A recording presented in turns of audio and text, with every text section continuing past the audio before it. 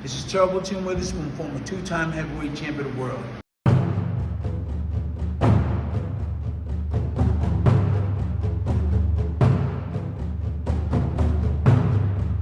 And this is my YouTube channel.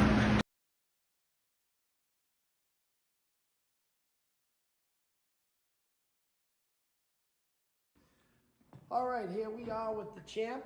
We have several more questions from his fans. The first one is from Frodes. That's Rhodes with an F. Champ, how fundamental is road work in training considering the advances in sports medicine? So how would you train a modern fighter? Well, usually boxers get up and, well, things has changed over the years, but usually a boxer would get up and do road work, 3, 4, 5. I heard some guys running 9 and 10 miles. For some people, that's a little bit too much. You know, you do that mostly in the morning. Some used to do it at night. Then once you do the long runs, then there's other things like sprints. You do sprints. That's beneficial. Now they got the hammers. We chop wood at Ollie's camp. And at Don King's camp, we were in the back, and we chopped a lot of wood.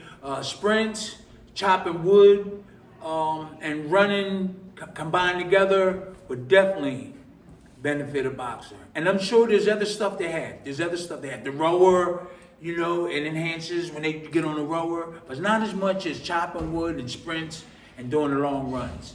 Oh, excellent. All right, so number 2. And this is from MDA123. Big shout out to him. Yeah, big shout out to MDA123. MDA123. Yeah. Thank you. Big shout out. All right, so 2. If you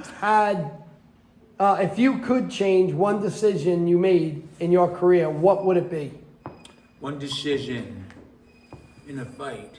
In In your career, your boxing career. Oh, in a career. Okay. I would actually. It was kind of hard for me at one point to train real hard, but after my career went on, and I had like fights and stuff, I saw how good a shape Evander Holyfield and Mike Tyson and several other boxers, they were in top shape. And mentally, I couldn't get ready for a lot of my fights because I know the outcome wasn't going to be a positive one in terms of business and finances, and I couldn't get up for the fights.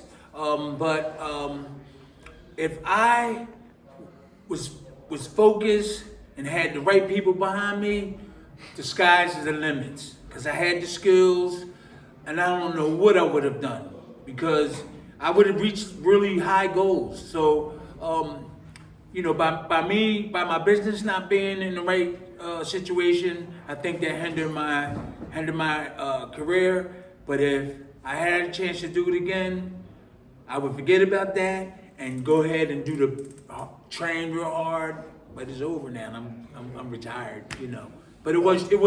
I would train extra hard and get in top shape.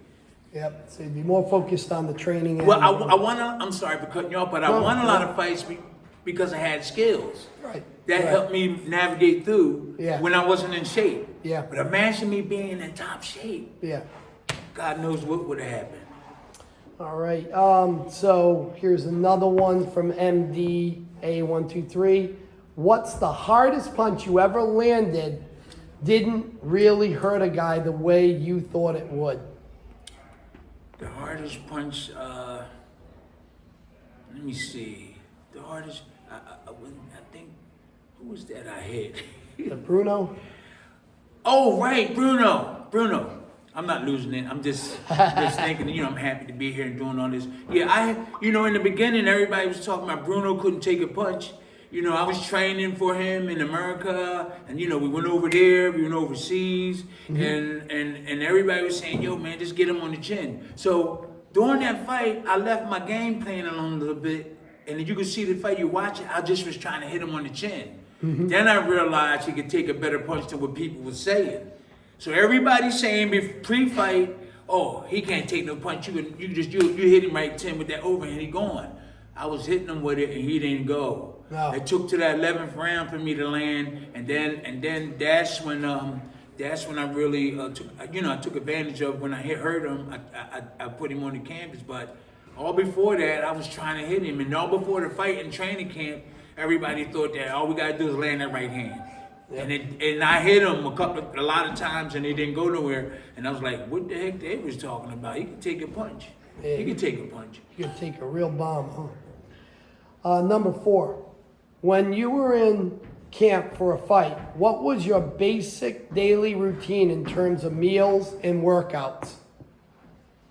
Okay, so when I was in training camp, most of the training camps, what we do, everybody do, they get up and do road work in the morning. Everybody get up. In Ali's camp, we got up and ran. We ran hills, we ran flat grounds. And Don King's camp, we just ran flat grounds. About 20 guys get up. No, yeah, different groups get up. Maybe 6 guys here, 10 here, and they get up and we run. And then when we come back, we wait about an hour and a half. Breakfast will be waiting for us. Then we eat our breakfast. Right after breakfast, like 20 of us are going back in the woods and chop trees. They'd already be down on the ground. We get that exercise. Then we go in and rest up. Some people, after chopping, would do other activities before they take their rest. Then after we rest up, we go to the gym. We go to the gym and spar and hit the heavy bag, jump rope, and a lot of stuff you do in the gym. We do that, and then some guys will come in later on at night. The ones that's got to lose weight, they'll come in later on in the night and do another workout. So me mainly, we didn't have to lose weight. We would just do like the 3 workouts: run, chop wood, and then go to the gym and do our pad work and all that. Yeah. All right. Last question. So this is from somebody called Loads of Pigeons, I guess. Just how good was Larry Holmes, and could it be argued that you fought him near or pretty much at his prime?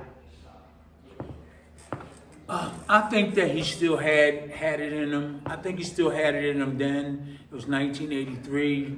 I think he still had it in him. It's just the fact that, we took away his jab, which was really one of his main weapons.